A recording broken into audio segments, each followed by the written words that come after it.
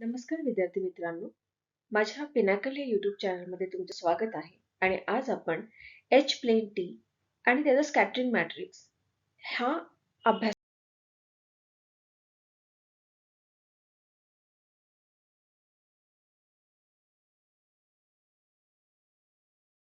H plain T म्हणजे एक simple waveguide आहे, रेक्टँग्युलर वेव्हगाईड ऑलरेडी, ज्याच्यामध्ये दोन पोर्ट्स आहेत, 1 and 2.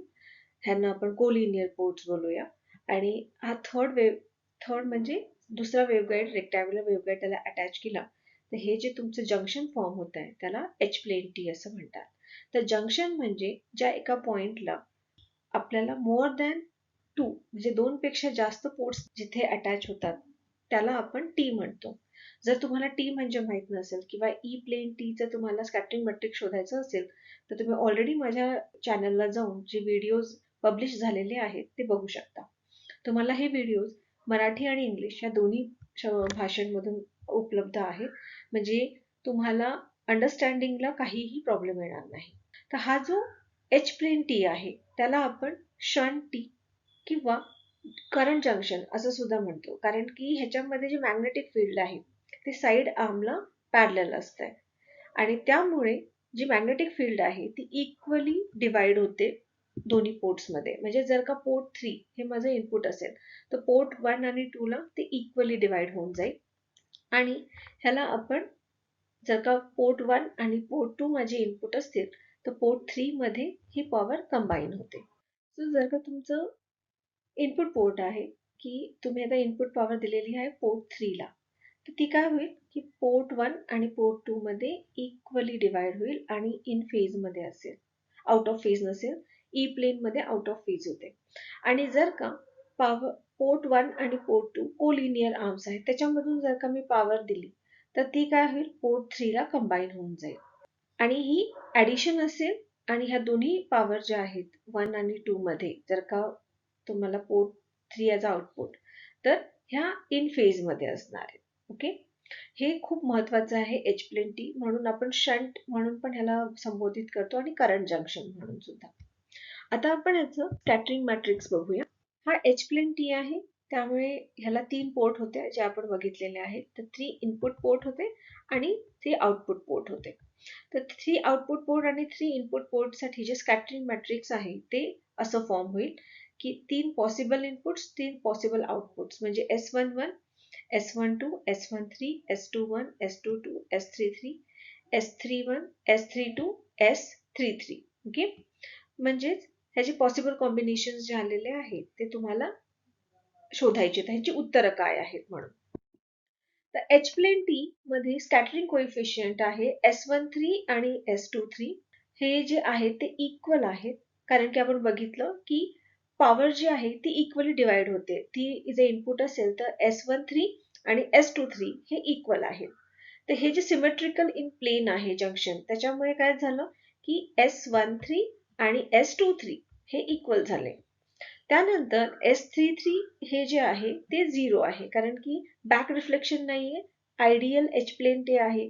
त्यामुळे ह्यातून जर का आपण पॉवर दिलेली आहे तर आउटपुट मला बिलकुल येणार नाहीये, बॅक रिफ्लेक्शन बिलकुल येणार नाहीये. मग आता सिमेट्रिक प्रॉपर्टी जी आहे ती आपण यूज करतो, Sij is equal to Sji. Symmetric property म्हणजे काय की S12 is equal to S21 similar असणार आहेत, S23 is equal to S32 similar असणार आहेत आणि S13 is equal to S31 similar असणार आहे. तर ह्या ज्या व्हॅल्यूज आल्या त्या आता आपण जनरलाइज स्कॅटरिंग मॅट्रिक्स मध्ये पुट केल्या. तर माझं S11, S12, S13, S12, S22, S13, S13, S13 आणि 0 ही मला स्कॅटरिंग मॅट्रिक्स आलेली आहे. ह्या स्कॅटरिंग मॅट्रिक्स मध्ये 4 अननोन्स आहेत, S11, S12, S13 आणि S22. आता ह्याची व्हॅल्यूज आपल्याला फाइंड आउट करण्यासाठी आपल्याला माहिती आहे की माझ्याकडे युनिटरी प्रॉपर्टी आहे. एखाद्या मॅट्रिक्सला जर का आपण कॉम्प्लेक्स कॉन्जुगेट त्याच मॅट्रिक्सने मल्टिप्लाय केलं तर त्याचा आन्सर युनिटरी येतं, म्हणजे डायगोनली 1, बाकी सगळे 0. तर ह्या दोन्ही प्रॉपर्टी कन्सिडर करून आपण आता फाइंड आउट करणार आहोत व्हॅल्यूज S11, S12, S13 आणि S22 च्या.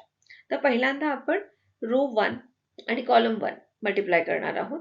तर ते आहे S11, S11 complex conjugate plus S12 complex conjugate plus S13 complex conjugate is equal to 1. Okay, कारण की ही व्हॅल्यू जी आहे ती 1 आलेली आहे. मग आता हे सिम्प्लिफाय केलं S11 स्क्वेअर, कारण की आपल्याला माहिती आहे त्याच नंबरला कॉम्प्लेक्स कॉन्जुगेटनी मल्टिप्लाय केलं तर माझं उत्तर मॅग्निट्यूड स्क्वेअर येतं त्या नंबरचं.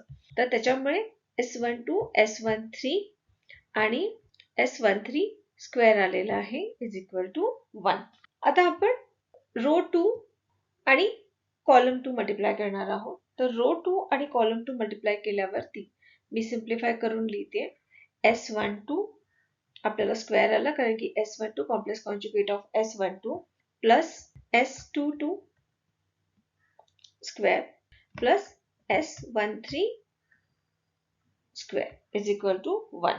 ओके, त्यानंतर जर का मी रो थर्ड आणि कॉलम थर्ड मल्टिप्लाय करायचा तर तो मल्टिप्लाय केल्यावर येतं S13 स्क्वेअर प्लस S13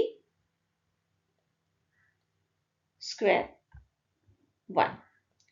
म्हणजे याचा अर्थ झाला की 2S13 स्क्वेअर मॅग्निट्यूड 1 आहे. सो S13 चं उत्तर आलेलं आहे 1 divided by under root of 2. माझं S13 चं उत्तर इथे मला व्हॅल्यू भेटलेली आहे. त्यानंतर रो थर्ड आणि column 1.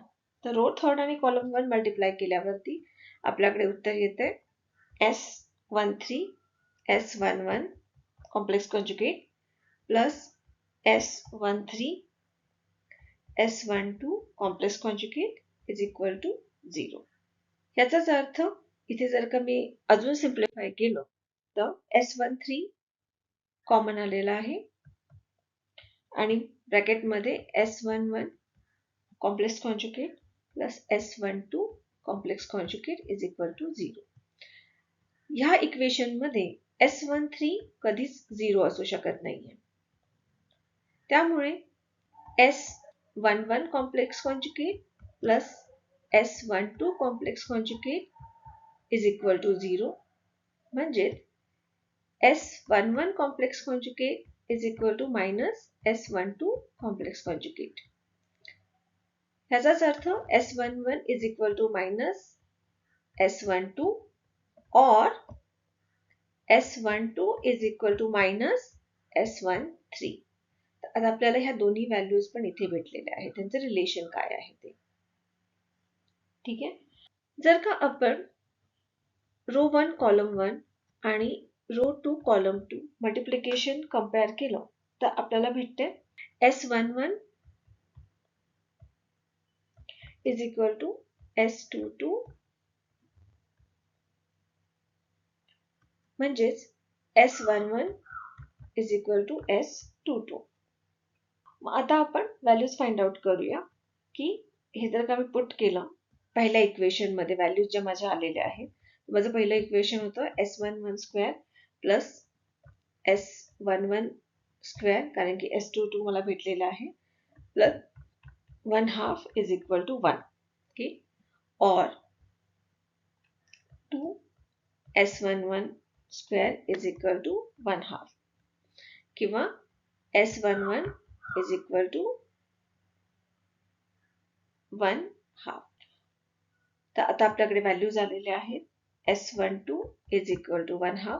Okay, then S22 is equal to S11 1/2 घेतलं असेल तर आपल्याला हे मायनस घ्यावं लागेल.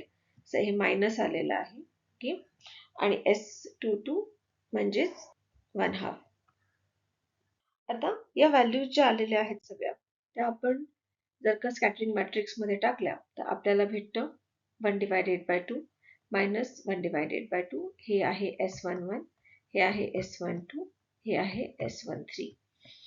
त्याच्यानंतर S21 S22 आणि S23. त्याच्यानंतर S31 S32 S33. तर हे आहे तुमचं आउटपुट पॉवर म्हणजेच B1 B2 B3. त्याच्यानंतर तुमचं स्कॅटरिंग मॅट्रिक्स,